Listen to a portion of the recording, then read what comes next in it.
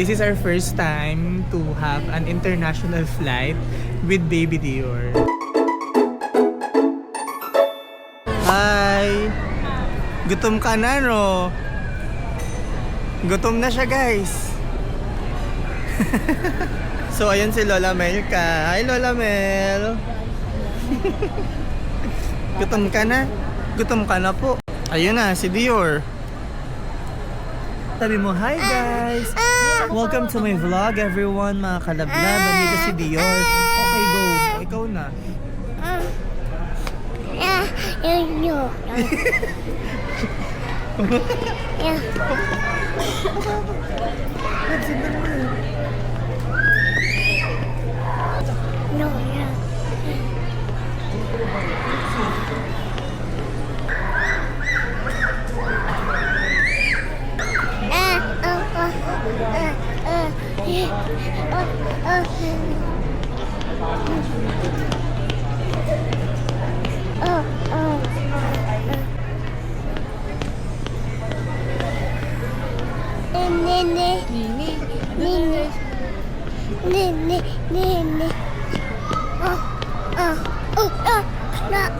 Namatay na, loba.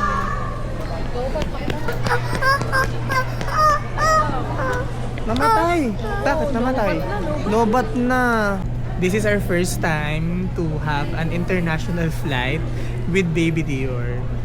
So, kasama namin si Dior ngayon. Happy birthday to you. Papa ni Dior. Happy birthday to you. Bichong. Happy birthday. Kapalit pa sa mga kapatid niya. Happy birthday to you. Si Dior. Dior.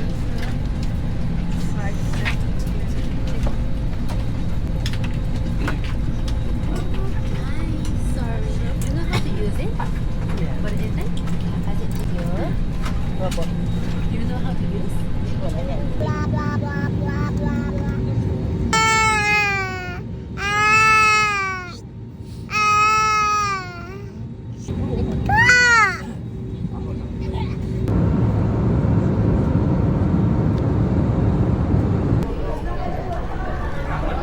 So, ang oras po natin ngayon ay 11:40. And check ko muna yung mga gamit. Puntahan na namin dun, ha? Basta kami. So ito daw yung isa sa pinakamagandang airport sa buong bansa. Sila Dior, nauna na dun, oh. Nagising si Dior.